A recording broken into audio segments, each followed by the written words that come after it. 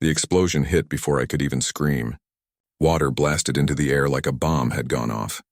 My dam, the one I built with my own hands, was breaking apart right in front of me. And standing on top of it, cheering, was Karen from the HOA. She shouted over the roar, "That's what happens when you don't pay your fees." I stared in disbelief. "Fees? You're destroying my property over fees?" She crossed her arms, smug like a movie villain. "The HOA voted. Your dam violates community regulations." I pointed down the valley. "This isn't your community. This is my land." But she didn't care. The machines kept pounding at the concrete. Dust and water sprayed everywhere. I ran forward trying to stop the workers, but two men blocked me. Fake security guards wearing vests labeled HOA enforcement. I grabbed the permit from one of them. The county seal was flat, printed in color, completely fake. "You forged this," I said. Karen smirked. "Maybe, but by the time you figure that out, this dam will be gone." My fists clenched. I could almost hear my grandfather's voice in my head, the man who taught me to build this place from nothing. He always said, "Land isn't just dirt, son. It's memory." And now this woman was tearing it down for power. As the excavator hit again, cracks spread like lightning across the wall. Water began leaking through, turning into a rushing stream. One worker hesitated. "Ma'am, this looks bad." Karen barked, "Keep going." "Cray orders." The next hit did it. A chunk of concrete broke off and the water roared louder. I yelled, "Back away!" "You'll flood the valley." Karen rolled her eyes. "Don't threaten me, I've got the law on my side." I took out my phone and started recording. "Good," I said. "Then you won't mind being on camera." She froze, her confidence cracking just like the wall behind her. Moments later, the dam groaned, deep, heavy. Then, a sound like thunder. The wall gave way, releasing a massive wave that tore through the trench below. The workers ran for their lives. Karen screamed as muddy water splashed over her. I sprinted to the control shed and pulled the emergency lever to redirect the flood. It saved my home, but not the dam. My chest hurt watching years of work get swallowed by chaos. By sunset, the dam was gone, and so was Karen, though not for long. At midnight, my phone buzzed. The sheriff. "Mr. Dawson," he said, "we got a report claiming you caused a flood on HOA property." I stared at the dark screen. "Funny," I replied, "because I've got video of who actually caused it." That night, I watched the footage frame by frame. The fake permits, the HOA logos, the out-of-town workers.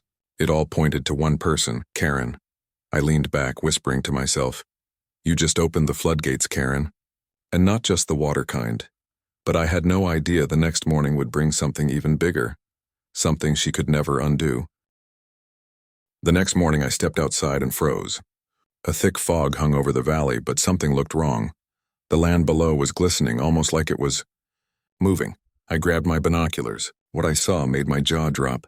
The entire HOA neighborhood, Karen's perfect little paradise, was half underwater. Lawns had turned into ponds, fences were collapsing, and cars were floating in driveways. The water that once stayed safely behind my dam had spread through their fancy streets. The same people who cheered while she destroyed it were now wading through waist-deep mud. My phone buzzed nonstop. Neighbors who'd ignored me for years were now begging for help. One message said, "Please, Mr. Dawson, our basements are flooding." I just stood there silent. Part of me wanted to help, but another part remembered the sound of that excavator crushing concrete while Karen laughed. Then I saw her. Karen stood in front of her house, her designer boots covered in mud, holding her phone high and yelling at some poor city worker. "This is his fault. He sabotaged the dam. Arrest him." The man shook his head. "Ma'am, the dam was on his property. You had no authority to touch it." Her face turned red. "Do you know who I am?" He sighed. "Yes, ma'am." "That's the problem." I couldn't help but smile. Justice was unfolding in real time right in front of her entire neighborhood. By noon, the local news vans had arrived. Drones hovered above the flooded streets, capturing the chaos. I could hear the reporter's voice echoing from the valley.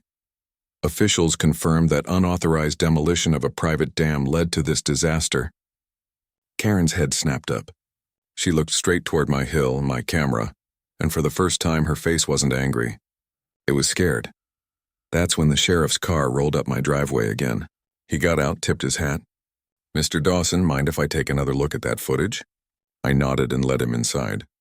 We sat in my small kitchen as the video played on the TV. Karen giving orders, fake badges flashing the moment the wall cracked. The sheriff leaned forward.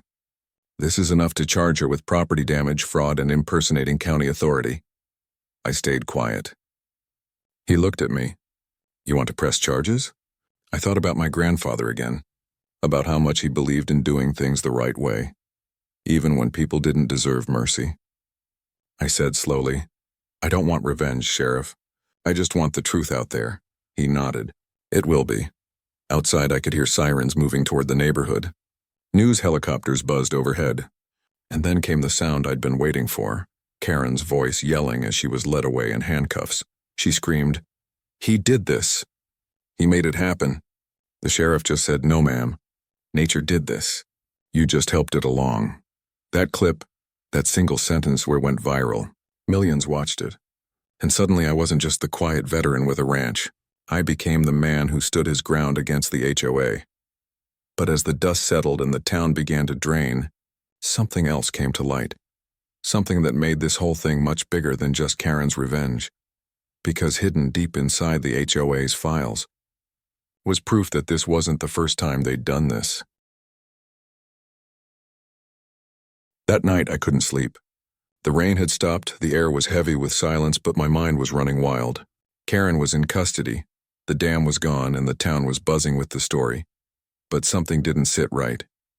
If Karen acted alone, why did those fake officers have matching IDs? Why did the excavator driver have a private contractor's badge with the HOA's logo stamped on top? I opened my laptop and started digging.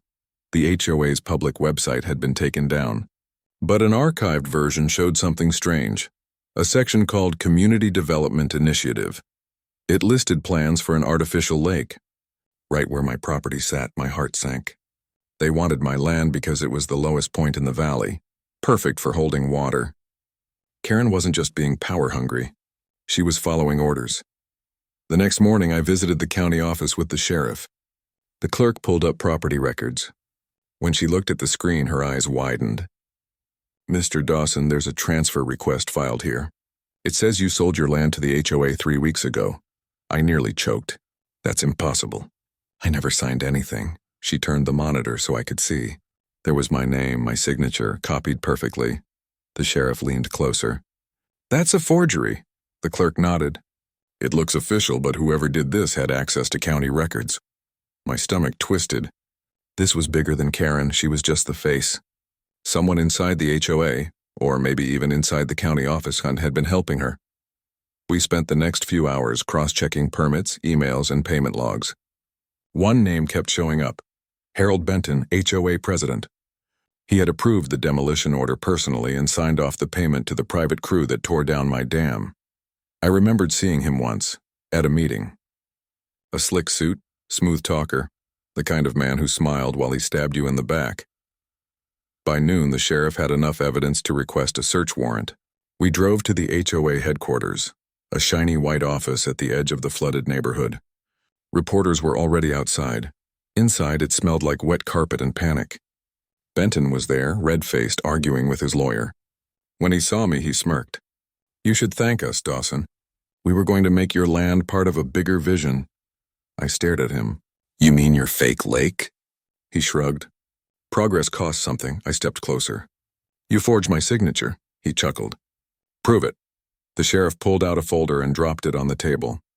"We planned to." Benton's smile faded. The lawyer's phone buzzed, and whatever he read made his face go pale. Within minutes, deputies moved in and started collecting documents. Turns out, the HOA had been using fake signatures for years, buying land from elderly owners, inflating maintenance fees, and then claiming the property once people couldn't pay. Karen was their enforcer, the loud distraction. Benton was the brain. As they led him away in cuffs, he turned to me and hissed, "You think you won? You have no dam, no water. You're finished." I looked out the window at the flooded valley and said quietly, "At least I still have the truth." But even as I said it, something inside me felt uneasy, because I knew he was right about one thing. Without the dam, my ranch couldn't survive the dry season. My cattle, my crops, everything depended on that water. And just when I thought things couldn't get worse, I got a letter in the mail the next morning. No return address. Just a single line typed in bold. If you rebuild that dam, we'll finish what Karen started. I held that letter for a long time, the words burning into my mind. We'll finish what Karen started. It wasn't fear I felt, it was exhaustion. These people had already destroyed my dam, my land, and almost my peace. But if they thought I was going to walk away, they didn't know who they were dealing with. That night I sat on my porch watching the last bits of water drain through the broken valley. The stars shimmered above, reflected in the shallow pools below. For the first time in months it was quiet. Too quiet. I pulled out my old phone and opened the footage again. Not the parts the sheriff used, but the raw backups I'd stored in the cloud. As I scrubbed through the timeline, I noticed something small, almost invisible, a reflection in the contractor's truck window. It showed a face. Not Karen's, not Benton's. It was a man in a county uniform, one of the officials who signed the false permits. He'd been there the whole time, watching. That was my proof. They weren't just corrupt. They were connected. The next morning, I drove straight to the sheriff's office with a flash drive. He looked tired but determined. You still want to go through with this? He asked. I nodded. They sent me a threat last night. Guess that means I'm getting close. He smiled slightly. Then let's finish it. Within 2 weeks, the county launched a full investigation. Emails, payments, and phone logs surfaced. They traced the fraud trail all the way to the regional director of zoning, a man who'd approved dozens of illegal HOA projects for kickbacks. Karen was small-time compared to what they uncovered. The day of the final hearing, the courthouse was packed. News cameras lined the walls. Benton sat in chains, Karen behind him, avoiding my eyes. When my turn came to speak, I stood in front of the microphone and took a deep breath. I didn't build that dam to defy anyone, I said. I built it to protect my home.